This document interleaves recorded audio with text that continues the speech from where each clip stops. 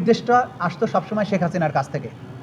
যখন শেখ হাসিনা সরাসরি নির্দেশ না দিতেন, সেই জায়গাগুলো শেখ হাসিনা তার সামরিক উপদেষ্টা তারিক সিদ্দিকী, যিনি তার ছোট বোনের দেবর, তার মাধ্যমে নির্দেশ দেওয়া হতো। Tarique Siddique DGFI, army, RAB, police সবার উপরে ক্ষমতাধর ব্যক্তি ছিলেন। তিনি শেখ হাসিনার পক্ষে কমান্ড করতেন কাকে কখন গুম করতে হবে, কাকে হত্যা করতে হবে, কাকে বন্দি রাখতে হবে, কাকে কখন ছেড়ে দিতে হবে। শেখ হাসিনার পরে তারিক সিদ্দিকী আবার কমান্ড করতেন ডিজিএফআর ডিজিদেরকে। সুতরাং কমান্ড স্ট্রাকচার অনুযায়ী প্রাইম মিনিস্টার, নিরাপত্তা উপদেষ্টা, ডিজি এবং তারপরে ডিজির আন্ডারে ছিলেন সিটিআইবি ডাইরেক্টররা, যারা মূলত এই জেআইসি নামক বন্দিশালাটা পরিচালনার দায়িত্বে ছিলেন। তারা এই নির্দেশটা পালন করতেন। সুতরাং পুরো মামলাটাই ভিত্তি হচ্ছে কমান্ড স্ট্রাকচারের উপরে দাঁড়িয়ে আছে। সুপিরিয়র সাবঅর্ডিনেট রিলেশনশিপ এখানে আছে। তারা আবার সিটিআইবি ডাইরেক্টররা ভেতরে এমওডিসি বা অন্য স্টাফদের মাধ্যমে এটা কার্যকর করেছেন। সুতরাং তারাও একটা কমন স্ট্রাকচার এখানে ব্যবহার করেছেন।